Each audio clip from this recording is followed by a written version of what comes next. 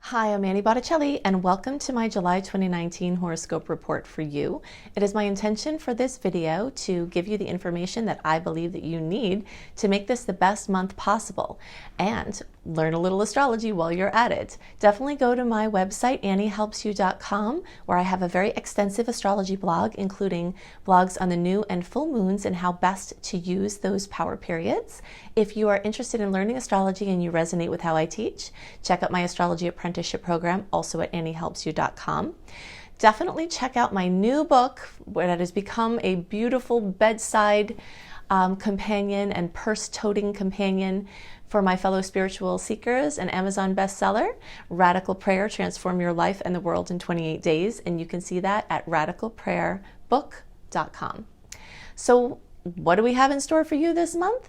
I'm going to go into lots of details. Let's check them out now. Hello, Scorpio friends. Welcome to my July 2019 horoscope report for you. We have a wild month in store with 2 eclipses, 2 full moons, Mercury in retrograde, planets in Cancer making beautiful aspects to your Scorpio placements, including that solar eclipse.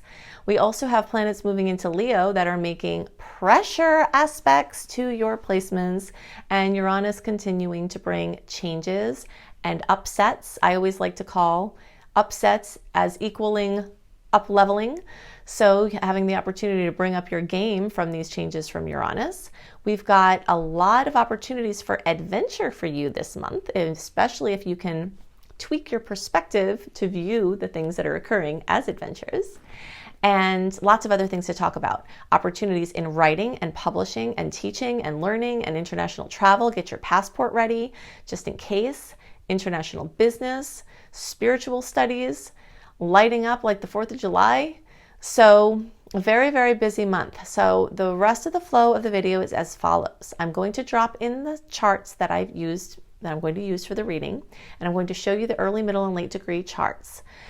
Then I'm going to pop in a Mercury Retrograde tutorial, which you may be tempted to skip because everyone's like, I don't want to hear about Mercury Retrograde, right? But we spend half of our lives with Mercury in retrograde, and the more you can understand what's going on, the better you can navigate through this time. And the whole month is covered in Mercury retrograde energy. So you really need to understand how that can tend to manifest and what the best way, the strategy to use this energy. Then you'll see me back on the screen. You'll see me back on the screen, and I will talk about the general transits, including important dates to note and other things about the tone of this month that can help you to best use the energies this month. So let's check out the charts now. Okay, so we're going to talk about lots of things for Scorpio for this month. The first thing we need to know is whether you are an early, middle, or late degree placement so you can make best use of this information.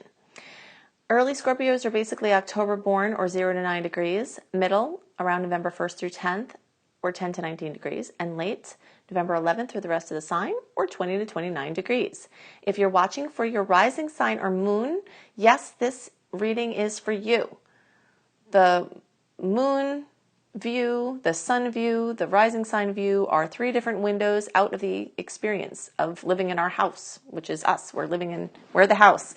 And when we look out these different windows, they're all pieces of the total astrological picture for us. Okay, so the eclipses are here. We've been talking about them.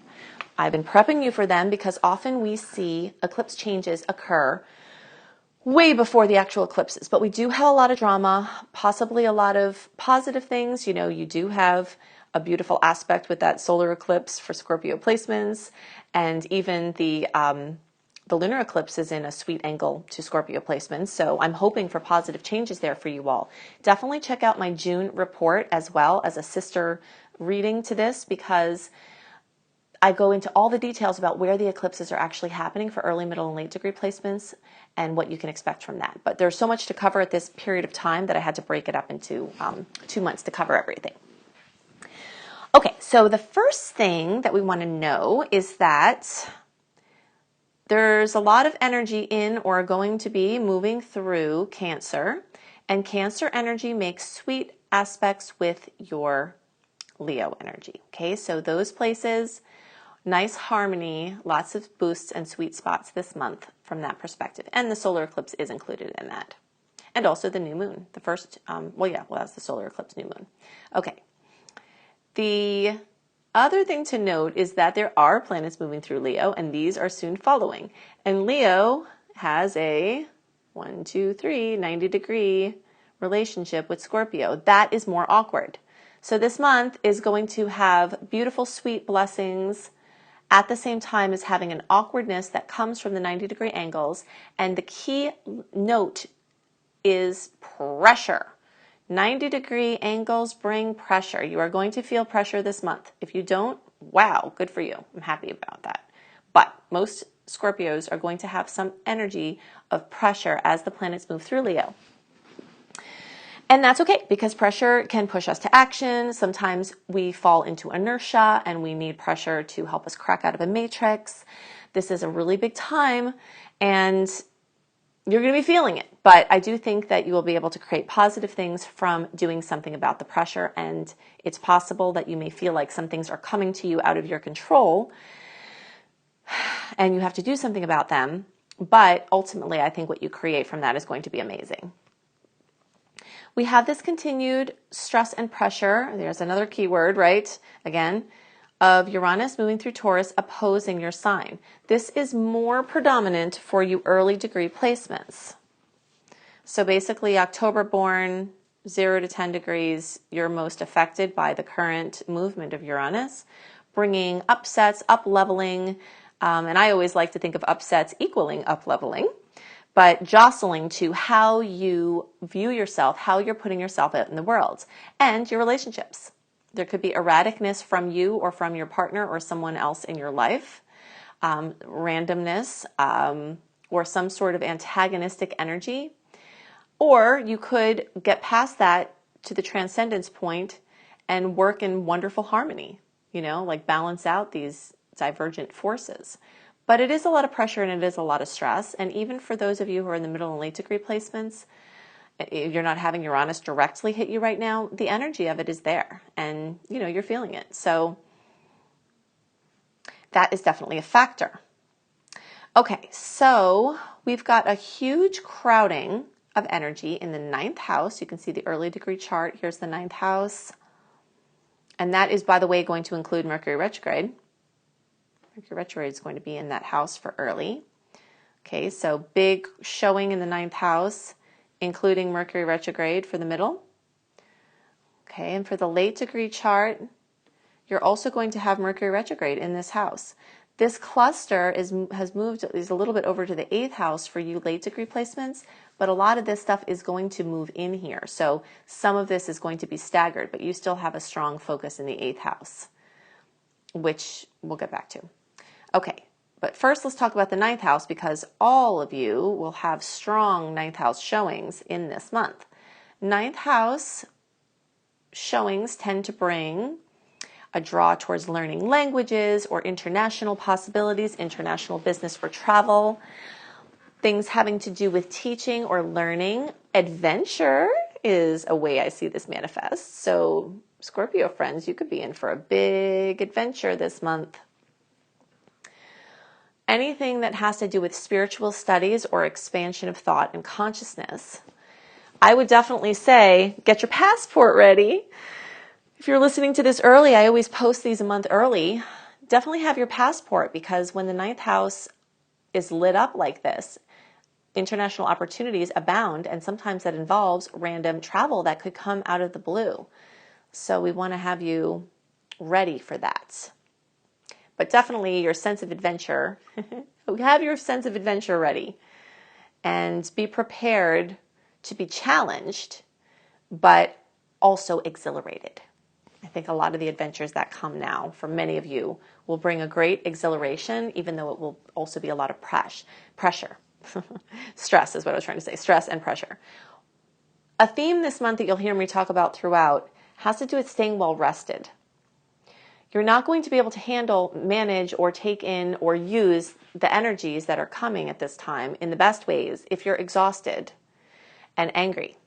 You have to definitely put on your glasses of positivity. And if you do that, you can have a lot of great things that come from this. But again, you have to readjust your focus. If you look at the things that are going on as being a nuisance, or you're irritated about them, it's going to be harder for you to see the magic in them. And gosh, there's so much magical potential right now for you. We want you to be able to see it. This topic of Jupiter expanding money is still current, okay? So you can see early degree placements, Jupiter in the second, middle, Jupiter, for most of you, Jupiter's in the second. If not, it's definitely close enough to be influencing the second for all middle. Late degree placements, you've had it retrograde back in the first house, and and for some of you, maybe it hasn't even gone into the second house yet. Jupiter in the second house tends to expand money, period. If we look at charts of like rich, famous people, which I did as a project with my students one time, a lot of them have Jupiter in their second house. And that's not a coincidence because Jupiter expands wherever it is, and that's the money house. I've seen it happen so many times that people will make more money when they have Jupiter in their second house. Sometimes they also have more expenses and more bills, and they quickly raise their standard of living with the income that comes in, where they're like, why do I have so many more bills? It's, well, because you raised your standard of living, but this is also the material realm house. So you could expand your material lot, get things that you really like in the material realm. Those of you who are late degree placements, this is not as current for you yet, but I'm sure you felt it toying, and it will start to become more current towards the end of this year. That's going to be like, or like later in this year, it will start to become more of a, kind of like the fall, or for you all down under the spring, it will start to kind of come back or come in as a theme. But basically, sometimes Jupiter makes more problems, where it brings like a problem in your face, like a money problem in your face, for instance. But that is just to show you that you may have a weak foundation. Like if you're trying to build this big skyscraper on this weak foundation, it's going to crumble and the building's going to go down. So Jupiter sometimes shows you the places where your foundation is not strong enough to substantiate or to hold the expansion that wants to come to you, and you have to spend a little time working on that foundation. And that could be emotional, mental, spiritual, physical, financial foundation. But a lot of times your emotions are at the root of how you make money or not make money, or how you keep money, or whether you have booms and busts. I highly suggest reading books like Rich Dad, Poor Dad, Think and Grow Rich by Napoleon Hill. Things like that, where you see what it is that people who have money know and what it is that they're doing so that you can have it too. Okay. Mercury in retrograde, and plus this strong presence in this placement here in general, is going to make projects from the past come back up. So things you worked on in the past might be better to focus on than brand new ideas at this time. Clearing up your creative space so that you can be open to the new possibilities that want to happen. And a lot of this does relate back to your work and your place in the world, because you see this whole thing that's going on here. I'm using the early chart, but this is true for all of y'all, okay? All this stuff is happening in this ninth house, which we talked about. Guess where it's going next? Career and work. So sometimes you have to learn something. Sometimes you have to expand your consciousness. These are all ninth house things. Sometimes you have to, stretch your idea and your way of looking at things before you can have things show up in the work and out in the world. So this time right now is a time to do some necessary work closer to you, like with your education, with your understanding, with the way you look at things, so that your work out in the world can really soar, which is what wants to happen when all the energy moves there. Sometimes these planets crowded in the ninth house can give you more optimism and enthusiasm. So if you are a cynical Scorpio, as I know most of you, if you have any strong Scorpio energy, there's a cynicism, a humorous cynicism that comes along with this. This cynicism can be put aside a little more when you have this kind of saggy boost to your chart.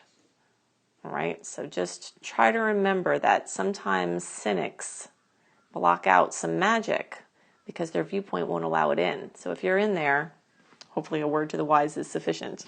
Okay, so those are the things most on my mind to talk about for Scorpios at this time. Now I'm going to drop in a Mercury retrograde tutorial. If you think you're not interested in it, I would say probably listen to it anyway, because Mercury retrograde, we spend it, half of our lives were affected by this transit. And you will see the things I'm going to talk about in this tutorial come up this month. So the more you can understand it, the better. If you don't want to have any more astrology learning, you can fast forward until you see me back on the screen, and I will talk about the general transits and some other things you need to know about the tone for this month and what you can do to best use the energies.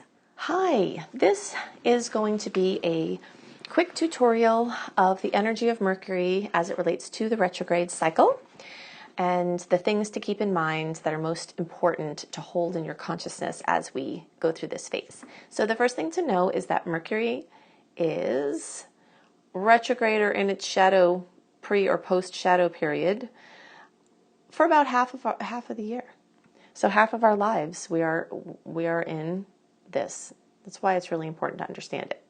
The second thing to know is that Mercury is retrograde for 3-ish weeks at a time, and there's about a 2-ish week before and after shadow transit. So the pre-transit shadow period and the post-shadow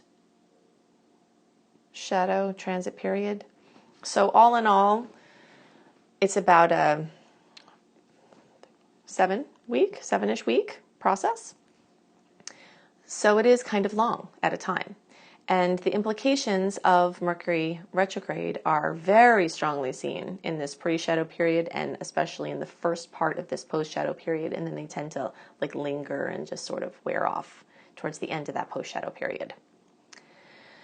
Mercury rules communication and mobility, so anything involving speaking, writing, communicating, publishing, your devices that you use for communicating, your phones, computers, things like that, your cars, vehicles, walking, your mobility, your capacity to be mobile, your legs, the things that make you able to be mobile. If someone's in a wheelchair, their wheelchair would be there, or whatever it is that is related to your personal mobility. One thing to note as I describe the rest of this is that for people who are born with Mercury retrograde at birth, sometimes they feel the opposite effects of what everybody else feels during a Mercury retrograde period, and that things can flow even better for them during a Mercury retrograde period than when Mercury is direct. So if you have come to notice that, it may be because you have Mercury retrograde at birth. And it also may mean that you have, even if you don't officially have Mercury retrograde, and this is definitely a way more technical thing for you to have to try to figure out, but if Mercury was in a pre or post shadow period close to the retrograde, you could experience having Mercury retrograde from the birth perspective, even though it wouldn't as readily show up on your chart. So that's an important thing to note as well. Okay, so what tends to happen when Mercury's in retrograde is that there are changes to plans.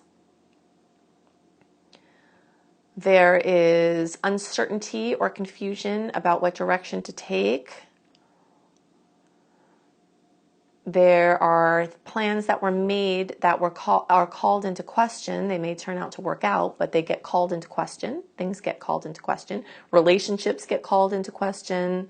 The use of devices and transportation gets called into question. Plans get called into question. And then sometimes they'll work out and sometimes they won't. But this calling into question is a typical Mercury retrograde thing.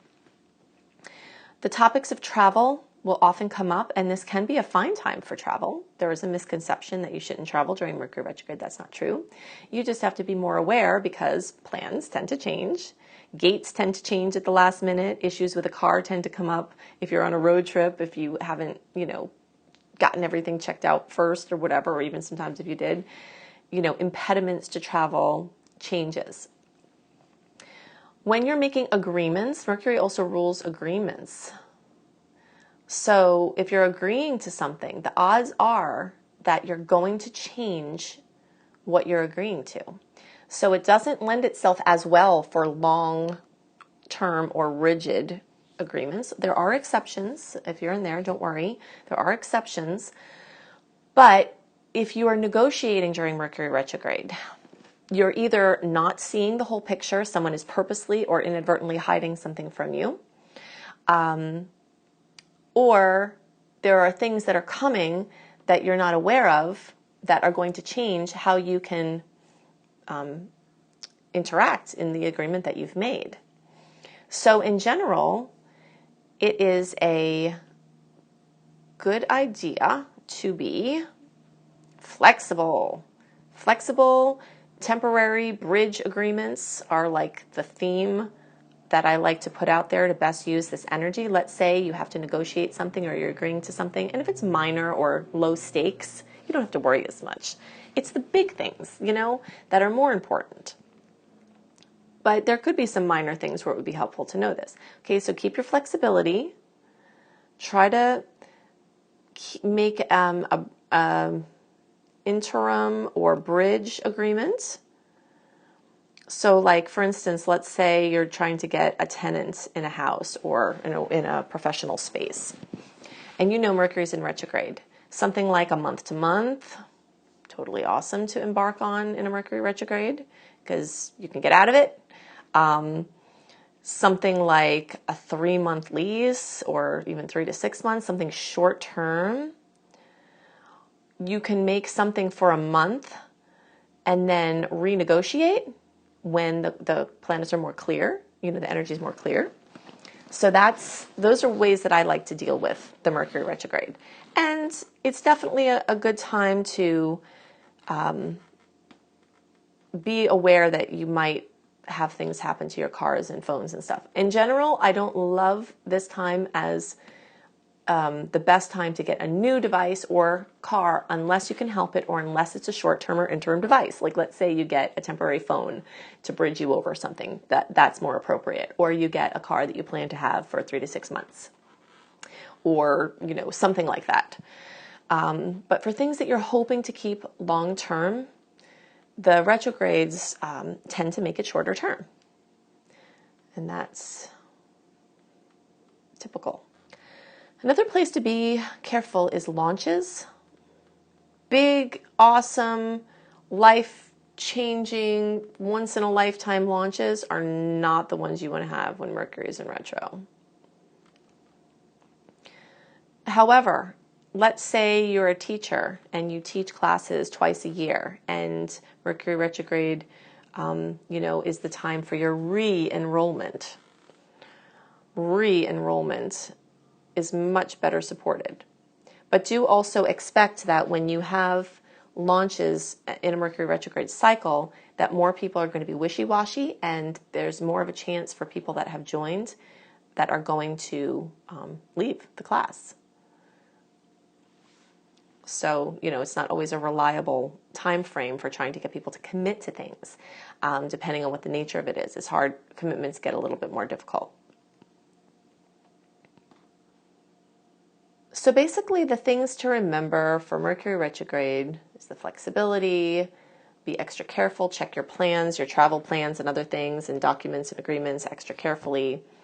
And then anything that has the prefix re, pretty much, there's going to be exceptions to this, but rejuvenation, redoing, re-editing, rethinking, reconsidering, even rest. It's a good time to rest. Anything like that where you're like going back over something is better indicated than something brand new, if possible, unless the new thing is short term or a bridge or something you consider doing, like, oh, I've always wanted to try that. Maybe I'll take that class, and the class is, 6 months or whatever. That can be fine. What we really need to have caution with is the bigger things and the things that are higher stakes, etc. Mercury retrograde can be an amazing time. You can get lots of stuff done, inspiration from the past, tying up loose ends from the past, and preparing for a nice fertile ground for future wonderful things. I'm calling the theme of July 2019 for all signs 3 times the manifestation power, bold new directions, and time to be brave. It's always interesting when we have a transit like Mercury retrograde that brings this eye to the past, coinciding with so much potential for new energy. So we've got 2 intense eclipses this month, plus 2 new moons this month. Whenever we have a month with 2 new moons, it opens up more potentials for brilliant new paths, and the same thing with the eclipses. But this is happening all under the cover of this Mercury retrograde. So that means that themes from the past, things worked on in the past, contacts from the past, plans from the past, are all going to factor in very heavily to the new opportunities that come. So we talked at length about Mercury retrograde and where that hit in your chart or will hit in your chart, and also what the implications are there. So we're going to go into some additional things to know about this month. The eclipses obviously are bringing massive changes. The transits this month are pretty equal as far as sweet or challenging, and a lot of them could just really go either way. So when we have a situation where there's a transit that's occurring and someone can either manifest something positive or something challenging from it, it really makes it more important for us to watch how we're looking at things.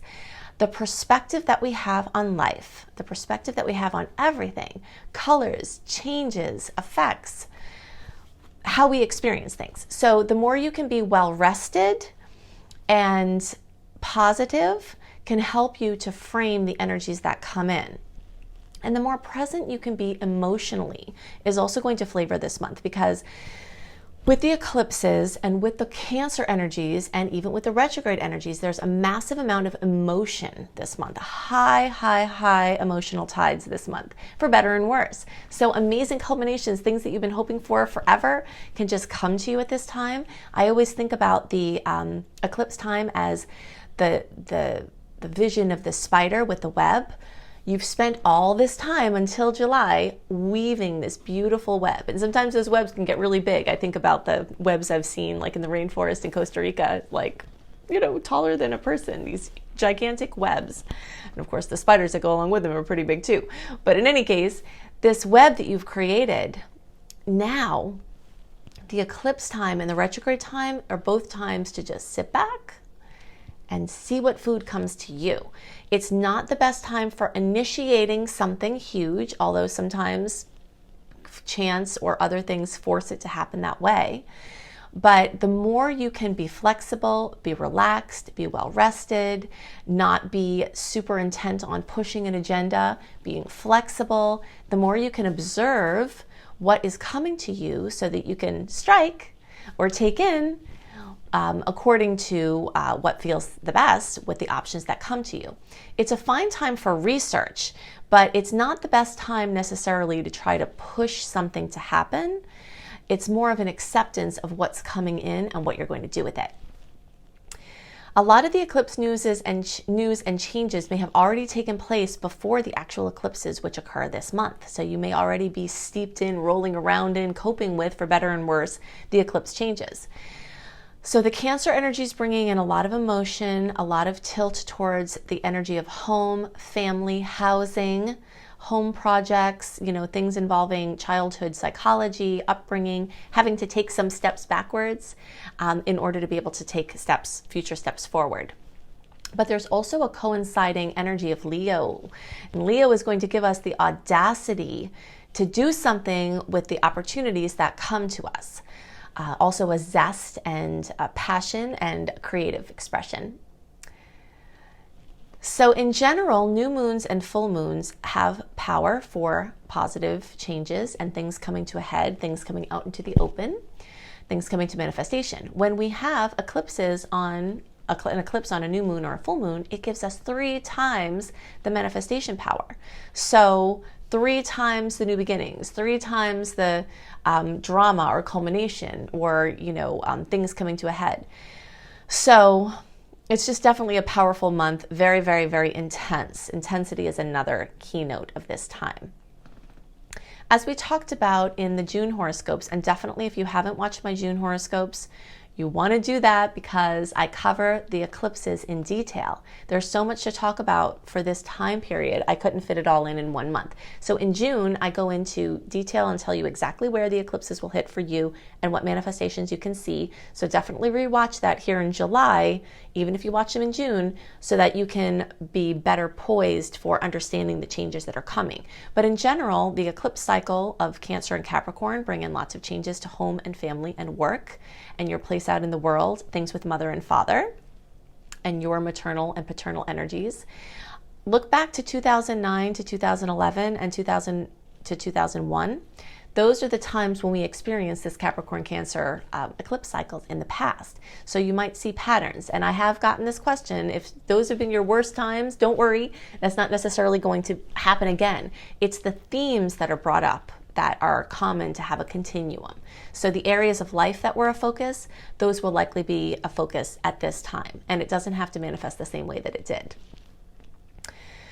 Okay, so I'm just going to hit a couple of highlights here as certain dates to note that are my favorite or my most you have to watch out for.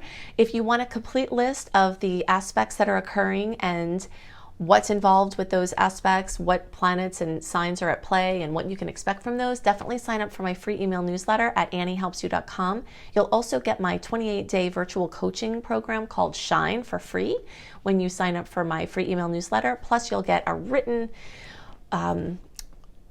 detailed email newsletter a month before, just like I do the horoscopes a month before, of the dates and the aspects and what to look out for, so you have them for your planning purpose. You get those a month early. So you can see that at anniehelpsyou.com. But we'll hit some highlights here. The new moons are going to be, well, first the new moon and the solar eclipse, 10 degrees of Cancer, is on July 2nd. So that is a time of major intensity. I do have blogs on my website for how to make the most of each new moon and each full moon in the different signs. So definitely check those out. Mercury is going to go retrograde at 4 degrees of Leo and back to 23 degrees of Cancer. We talked about this at length, but that's occurring on July 7th, and that pretty much goes until July 31st or August 1st, depending on your time zone. The whole month is covered in Mercury retrograde. We've got some challenges to look out for as far as squares and oppositions throughout the month, and you can see the details of that in my newsletter. But one of the things that I most want you to be aware of is the full moon eclipse on July 16th. That is a lunar eclipse, 24 degrees of Capricorn, lots of intensity around that time, things coming to culmination. Be extra careful and also look out for extra rewards and things that you've worked on from the past that can come in a big way. I always try to keep that period of time a little bit light if possible. Sometimes it's unavoidable, but just be extra careful around that time. What they say about the full moons with, crazy things happening is really true. Whenever you watch these mystical shows or like Merlin or whatever, it's always a full moon when these, crazy things go on. So just take note of that and be prepared to deal with whatever comes. The second full moon, or rather the second new moon, is at 8 degrees of Leo, and that's on July 31st or, thereabouts, depending on your time zone. So the second new moon in the calendar month is a black moon, and there's extra power at this time for wishes and new beginnings. So plenty of opportunities for new beginnings. This month is just chock full of them. Throughout the month, we have some challenges with Uranus, we have challenges with Pluto, we have challenges, Pluto, Uranus, kind of a theme there, Saturn. So some of the outer planets are in challenging configurations, and this can bring tests, but it doesn't have to be a be-all, end-all. Often it can bring overstimulation, and that could be a major theme of this month. We could get through this month and have complete positive outcomes and no negativity at all. Certain people will have that experience. Other people will have massive drama and lots of challenges, but there's no one way it has to go. It's wide open here. But understanding the element of the opposition is important because oppositions are pulling us in two different directions. So be prepared to be pulled in two different directions, and also be prepared to be overstimulated. This is going to be an incredibly busy month physically, like moving around, doing stuff. Emotionally, it will be busy. You will be handling things. You might be holding space for other people who are dealing with changes. During eclipse cycles, we'll often see people around us going through massive change, and sometimes we are too.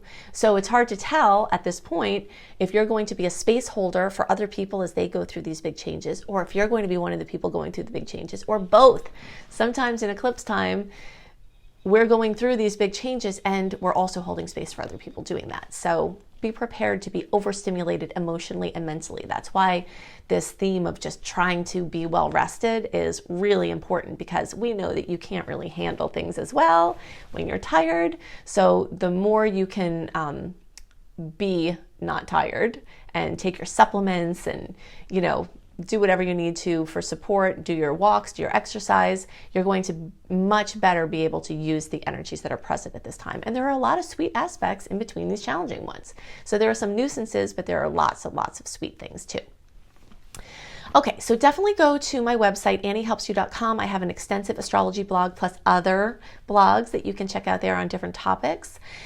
If you resonate with how I teach and would love to learn, my astrology apprenticeship program is open for enrollment, and I will teach you everything you need to know to do astrology professionally, or if you just want it for your self-development process, it's amazing for that as well. You can check out all the other kinds of goodies I have on my site, including subliminal recordings that I create for you to help and train your brain to the positive changes that you're trying to make. And you can also see my other professional development courses there. Definitely check out my book, Radical Prayer, Transform Your Life and the World in 28 Days. As I mentioned before, it has become a purse friend. It has become a car friend, a bedtime companion. It's just an amazing book for the spiritual seeker to really help you to use the power of word and prayer and intention to manifest the positive changes you want to see in your life. Check out my husband's website, IamHelios.com.